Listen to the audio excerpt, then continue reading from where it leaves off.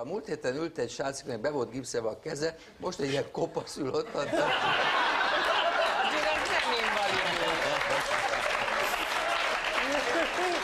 Igen, és a János a sráctól mindig azt kérdezte, te mit csináltál a kezeddel? Most meg azt kérdezi mindig, hogy mit csináltál a hajaddal? Hagyjuk ezt a hajcélt. Ki volt itt a múlt héten? Nem tudom. Nem tudom. Nem van. Én azt hittem, te voltál. Egy római fiatalember. Hagyjátok békén az Imrét, most már megvédem. De nem kell megvédeni. Várjuk, hogy megvéd. Nem gyerekek, hát Nézd jó, meg, hát mindegy, mondjuk más körökbe járok És beszélgetni, ez semmi baj nincs. A polongyot mi csavarod a nyakadba? Parancsol? Azért, mert annyira rohadt otthonról. Meg kell, ezért tenni, te a hősök terén aludtál, vagy mi? Milyen?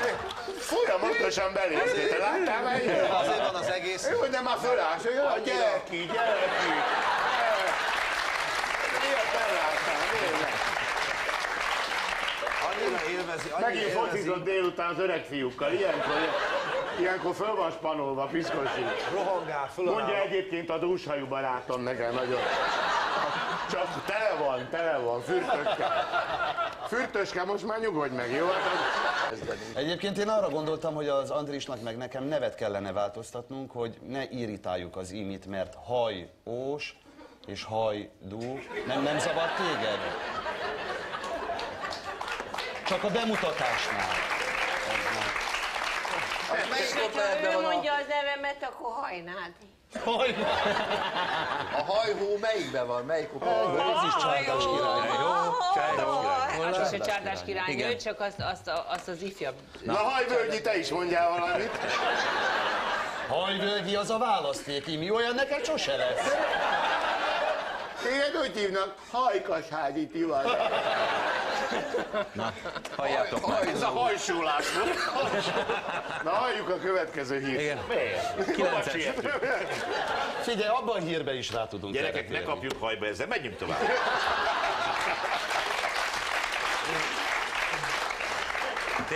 Tényleg, gyerünk, mert hajnal lesz.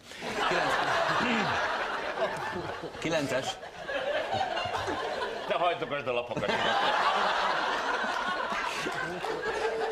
Emlékeztek a hajó útra? Aj, de jó volt. Kör. De hát Ő egy hajtányon jött utána. És az Azerbajdzsán ellen a hajnal mekkora gólt tudott. Gyerekek, Én azt nem Majd mondtam, elmentek a haszkázét.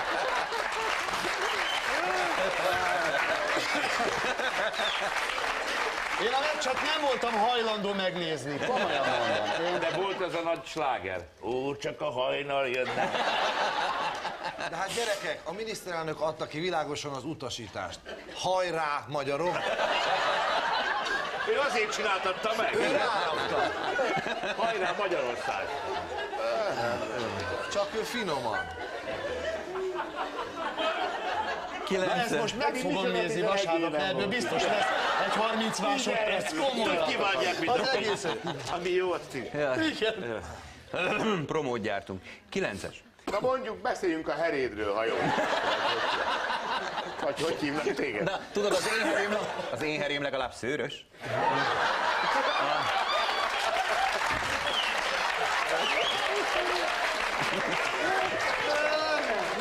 Csak nem tudja hova beültetni.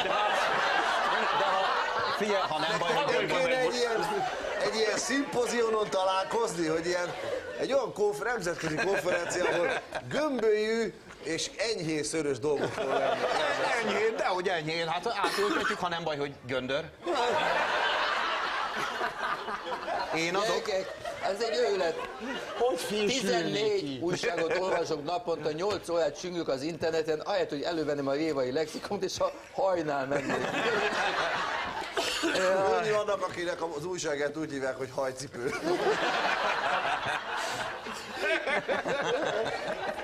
Azt a napot minden nap hajtogatom. Halljátok ma abban. Na, halljuk a következőt.